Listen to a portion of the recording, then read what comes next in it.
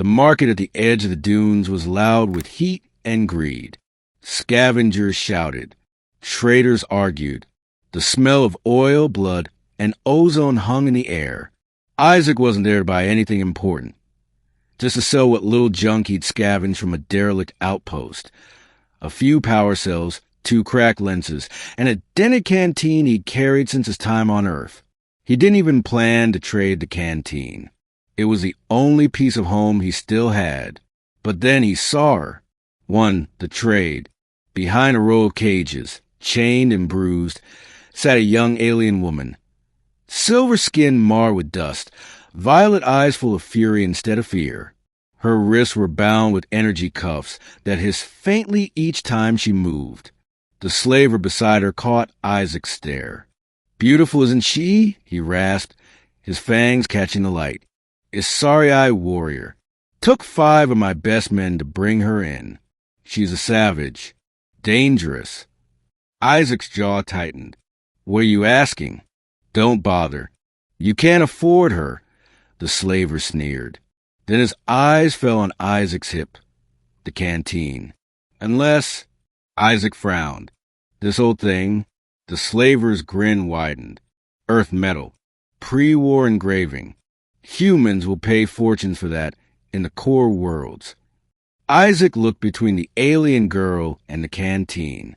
She met his gaze, not with pleading, but with defiance, like she was daring him to walk away. He tossed the canteen onto the crate. Done. The slaver laughed. She's yours, fool. 2, the stranger.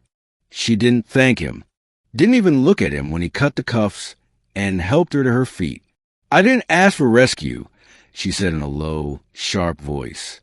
Good thing I didn't wait for you to, Isaac replied. They walked for hours through the dunes, silent except for the hum of the desert wind.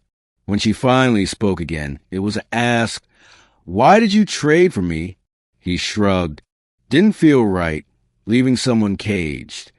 Her violet eyes flicked toward him. Among my people, mercy is weakness. Among mine, Isaac said, it's what's left. For the first time, she looked away, not in contempt, but thought. 3, the warning. That night, they camped beneath the bones of a crashed transport. Isaac lit a fire. The alien woman sat apart, sharpening a broken blade. What do I call you? He asked. Rashara, she said at last. You. Isaac. Silence again. Only the crackling fire filled the void. Then, quietly, You've doomed yourself, Isaac. He looked up. How's that?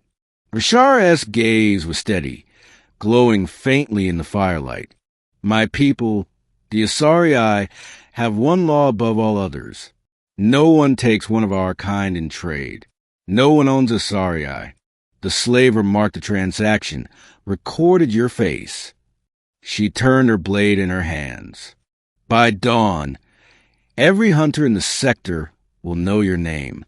You'll be declared prey. Isaac blinked. For saving you? For buying me, she corrected coldly. For declared prey. By the time the sun rose, he believed her. Across the dunes, a dark shimmer grew on the horizon. Ships, fast and low, cutting across the sky like predators in formation. They found us, Rashara said.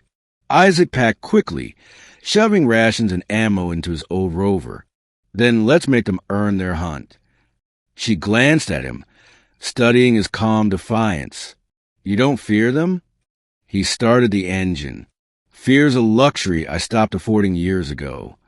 That earned the faintest twitch of smile. Then drive human. 5, the hunt. They reached the ruins of an old defense outpost by nightfall. Isaac knew the terrain. Broken towers, collapsed trenches, a maze of wreckage. Perfect for an ambush. Rashara, still limping from her injuries, watched as he set up crude traps. Trip mines, reprogrammed drones, an old coil gun turret powered by salvage cells. You fight well for a scavenger, she said quietly. Used to be a soldier, Isaac said, checking his rifle. back before the stars got mean. When the Asari hunters arrived, they didn't speak. They didn't threaten. They just moved. Precise, silent, deadly. The first fell to Isaac's turret. The second tripped a mine. The third reached the camp. Bashara was faster. She lunged, blade flashing. A blur of motion, then silence. When it was over, the desert was still again. 6 to bond. Isaac patched her shoulder where plasma had grazed it. You're bleeding again. She winced but didn't pull away. You're too kind to your own good. Not kind, he said. Just stubborn. Her eyes softened. That stubbornness cost you your home, didn't it? He looked into the fire. Maybe, but it saved someone tonight. She reached out, touched his wrist, a gesture small but heavy. Among the Asari, when someone saves your life, they become part of your clan, bound by blood and honor. He raised a brow. Sounds complicated. It is, she said softly, because it means if they hunt you again, they hunt me too. Isaac smirked faintly. Guess that makes 2 fools against a galaxy. She smiled, truly smiled this time. I've heard worse odds. 7, the choice. Weeks passed. They traveled together, scavenger and warrior, through forgotten outposts, silent moons, and border worlds that whisper the human who tamed the Asari. She never spoke of returning home. He never asked her to leave. One night, beneath a blue sky filled with unfamiliar stars, she looked at him and said, You could have walked away that day. Why didn't you?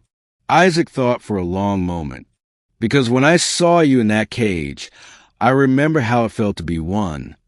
Bashara's eyes shimmered. And now, he smiled faintly. Now I think the trade was worth it. She leaned closer, her voice low. Among my people, when 2 warriors survive the hunt together, they share more than blood. They share fate. He met her gaze. Guess I'm starting to learn your customs. 8. Epilogue. They say a human and a Asari huntress now roam the Outer Rim, a pair bound not by chains, but by choice. They say her clan stopped hunting him long ago, not out of mercy, but respect. And sometimes, in quiet camps beneath alien stars, Rashar will hold his battered canteen, the one he'd found again from that first slaver's crate, and trace her fingers over the faded letters. You traded this, she'd whisper, for me? And Isaac would grin. Best deal I ever made.